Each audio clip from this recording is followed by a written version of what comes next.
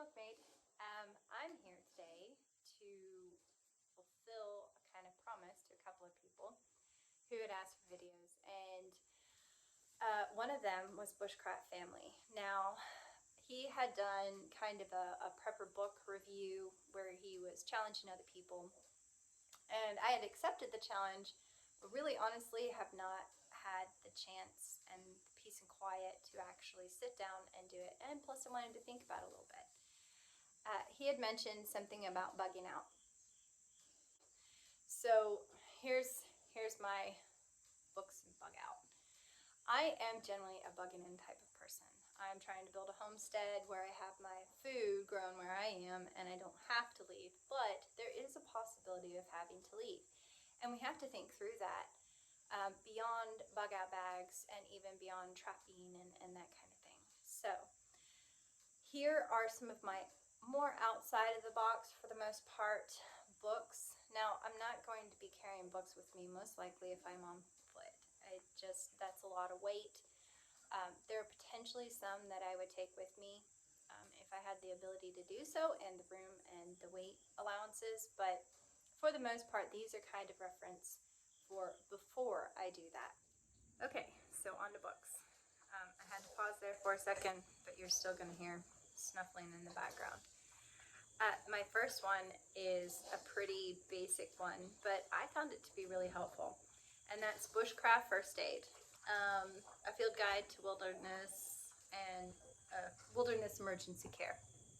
It's written by Dave Canterbury. This is what it looks like, if you can see-ish. I'll link to these in the description. That might be helpful to some. Some like Dave Canterbury, some don't. I don't really care as long as the information is good. And I kind of like this one. Now, there's so many first aid books out there and all that, but this is fairly small, easy to read. And what I like about it is it talks about kind of what you do in a situation in the wilderness, using what you have at hand for the most part in order to take care of your first aid before you can get good quality emergency care. But in a bug out situation, this might help as well. It also has sections on, poisonous animals and insects, and also poisonous plants, medicinal plants, different conditions that you can kind of pinpoint. All around, a fairly good book, and I would recommend it. Okay, moving on to my more outside the box thinking here.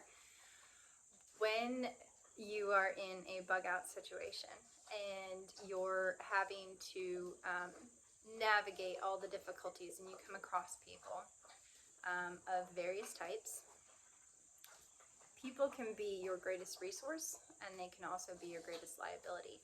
And understanding who fits into what category can be challenging, especially if you first meet somebody. And so one of the things that you need to learn how to do is read body language, and hopefully rather quickly. Now, you can do this with experience, but this book is called What Everybody Is Saying, okay? And it's written by an ex-FBI agent, Joe Navarro. I believe that's how you pronounce his name, and this is what it looks like, okay? And the reason that I think that is such an important skill is, if you're in a situation where you go and you meet somebody and you're having to make snap decisions, or say you're in a bad situation, you have to make some quick decisions, kind of read the person and understand how to navigate that situation. Learning how to read body language is kind of a big deal. It can help you make wiser choices with how you react, how you act, all of that stuff. So that's kind of a more outside the box, but it's really interesting, and I think even in a non-shift, non-bug out situation, that might actually be helpful in everyday life. I mean, even in dealings. Told you. Hold on one second, I need to make sure she's not sitting on someone. Be right back. 7 piglets, nobody squished. Yay! Okay, my last book is one that I particularly love. y'all make all kinds of jokes about this, but it's Basic Butchering of Livestock and Game. You'll see that. It's written by John Metler. He's a vet, TVM, you know.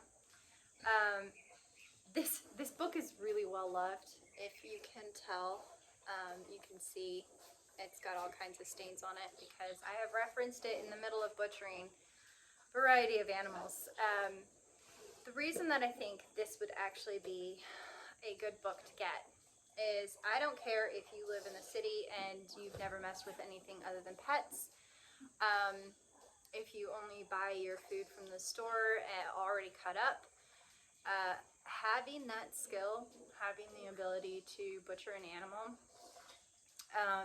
is going to be something that can make or break you in a really bad situation. Not only because there are certain parts that you want to avoid, you know, puncturing or that kind of thing, but also to utilize that food source to the most potential that you can, to the greatest degree. And, you know, not many people know how to butcher. Now, this book is a great starting point. And it's a great reference just to kind of walk you through the process, the steps, even with preserving. But, you know, if you can trap and hunt all the animals in the world, but if you don't know how to utilize it to its greatest potential, especially like the organ meats or other various parts of the animal, you're missing out and you're wasting food. And when calories count, you don't want to waste anything. And you want to know how to process it the best way that you possibly can.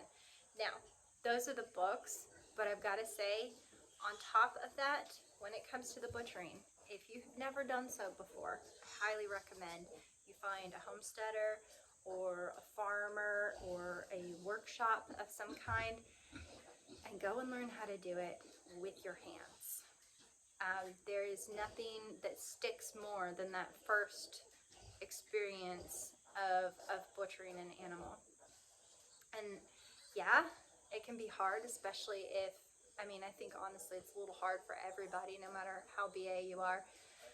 If you haven't done it before, it's very visceral in more ways than one.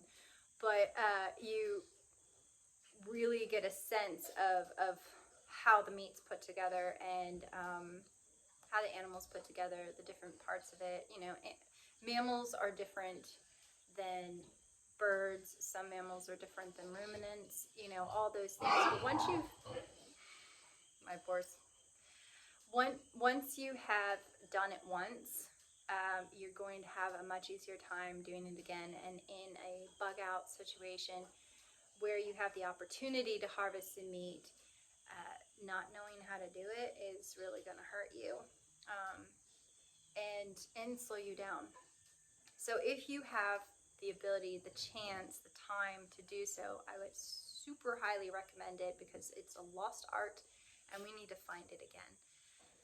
Those are my books and my video. A little outside the box in some ways, but there's so many people that recommend, you know, the same books, and I tried to take it down a different road, but still kind of within the same framework of thinking about how to navigate bugging out and some of the challenges that exist within that circumstance. So y'all take care, and hopefully I'll do another video soon.